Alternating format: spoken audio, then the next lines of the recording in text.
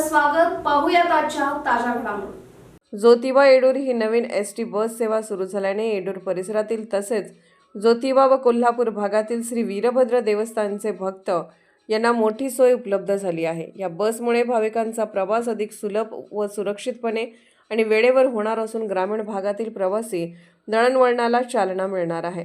ही बस ज्योतिबा, कोल्हापूर, सांगोडे फाटा, पट्टणकोडोली, हुपरी, बोरगाव, सदलगा, एकसंबा, कल्लोळ, येडूर या मार्गाने धावणार आहे. यामुळे या सर्व गावातील भाविक व प्रवाशांना थेट लाभ होणार आहे. या बस सेवेच्या प्रारंभी कोल्हापूर विभाग व इचलकरंजी आगार व्यवस्थापक श्री अनिल मेहतर साहेब यांचे मोलाचे सहकार्य लाभले. चालक श्री कुलदीप हिरवे, कोल्हापूर, वाहक माळी मॅडम, कोल्हापूर तसेच एसटी प्रेमी श्री सोमनाथ कुंभार, हुपरी उपस्थित होते.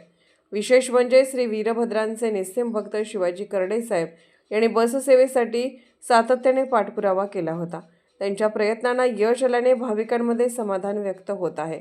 या नव्या बससेवेबद्दल प्रवासी व स्थानिक नागरिकांनी एसटी प्रशासनाचे आभार मानले आहेत.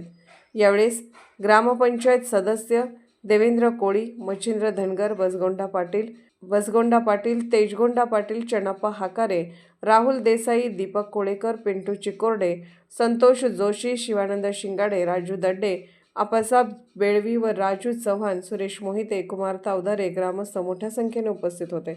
SB न्यूजसाठी विष्णू शिंगाडे, येडूर. राजकीय, सामाजिक, आर्थिक असा सर्व घडामोडींचा आढावा पाहायला विसरू नका SB न्यूज चॅनल आणि नक्कीच सबस्क्राईब करा.